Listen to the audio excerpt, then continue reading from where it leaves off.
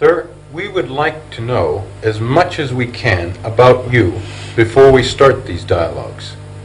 Would you please tell us where we are and who you are and how you came to participate with Mr. Krishnamurti in his teachings? Well, we're here in Brockwood Park in Hampshire in England, and I am David Bohm, a professor of theoretical physics in the University of London. Now, as to how I came here to participate, I think it's best to begin by saying a little about my work. That in my studies in theoretical physics, I've always been interested in what they call the deeper questions, the nature of time and space and matter, causality, what is behind it all, what is universal. And in general, I found that very few physicists shared this interest, and although I pursued it as best I could. Now, when we arrived in Bristol in 1957, there was a very good public library there, and my wife and I used to go, and we became interested in books on philosophy and religion. And we picked up a book by Mr. Krishnamurti called First and Last Freedom. And I read that. I found it extremely interesting, especially because it discussed the observer and the observed. That is a question which is very significant in theoretical physics and quantum theory. Heisenberg has brought it out with the effect of the observer on the particle that is observed. Also, many other questions were raised there, and I found the whole thing very interesting. I read as many books as I could find by Mr. Krishnamurti. Then I wrote a letter to the publishers to ask if where he is. And finally, I was put in contact with the Krishnamurti Foundation in England, and they said he was coming to talk. It was around 1960 or 61, I think it was, I forget which. And so I arranged to come, and then while listening to the talks, I sent another letter to the foundation asking if I could talk personally with Mr. Krishnamurti, and they arranged a time. So we met, and we talked. I think at that time I told him about my ideas in physics, which he appreciated the spirit. And then every time after that, every year when Krishnamurti came to London, we arranged to meet once or twice, until later I began to go to Sonnen in Switzerland, and there we met more often. And finally around 66 or 67, there was a plan to make a school in which Krishnamurti asked me to take part. And gradually the school was organized here at Brockwood Park, and I have been coming regularly. I'm a member of a trustee of the foundation, which is responsible for the school, and also come down to discuss with people and take part generally. And we have gone on discussing the questions which you will see arising. So that essentially explains how I got here. And you, Dr. Shainberg, we'd like to know about you. Well, I'm a practicing psychiatrist in New York City. I first came to read and think about what Krishnamurti said as early as 1949, 48, when I was about, let's see, how old was I? I was about 18 or 19 then.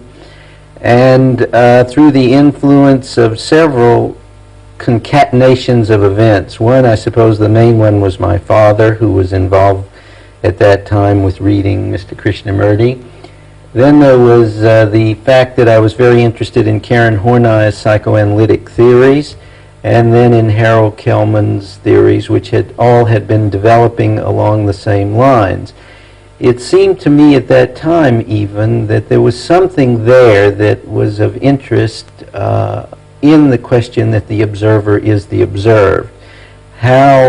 What the meaning of it or the feeling of it, I can say, was only in a kind of intuitive awareness that this seemed to be the direction in which I wanted to move.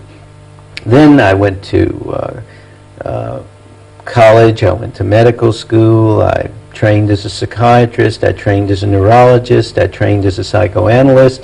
I had many different experiences, and all along I was reading Mr. Krishnamurti, but still thinking about it, still trying to understand the difference between what he was saying and what Western psychiatry or Western psychology was communicating.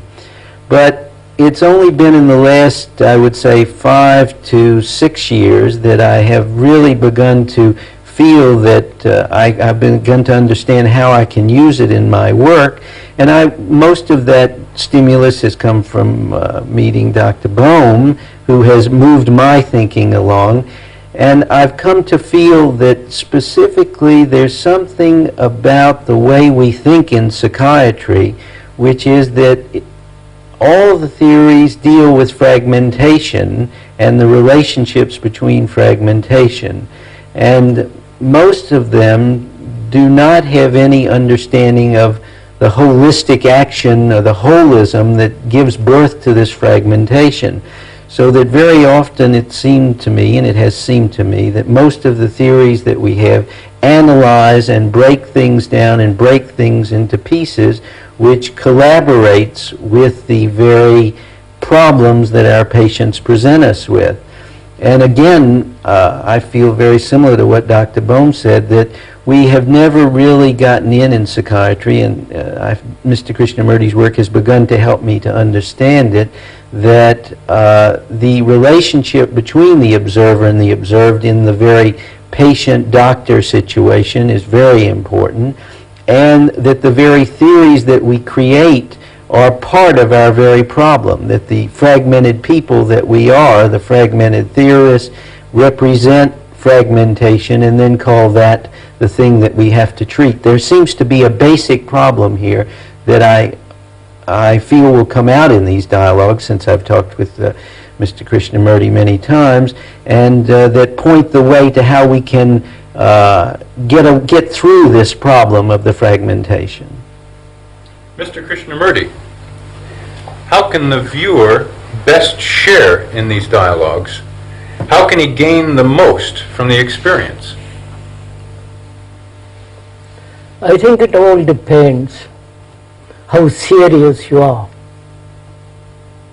How serious in the sense, how deeply you want to go into these questions, which is after all your life.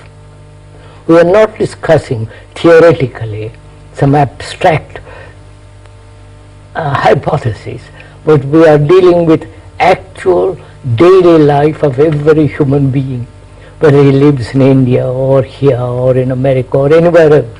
We are dealing with the actual facts of fear, pleasure, sorrow, death. And if there is anything sacred in life, because if we don't find something real, something that is true, life has very little meaning. So if you are really serious to go into this matter very carefully and with care, with attention, then you can share a great deal. But you have to be serious, really serious. And if you listen to it, listen with care, with attention, with a sense of affection, not agreeing or disagreeing, that anybody can do. But if you really care to find out how to live properly, what is the right relationship between human beings, then you would share completely, I think, with all that we have discussed or have a dialogue about these things in the last 5 days.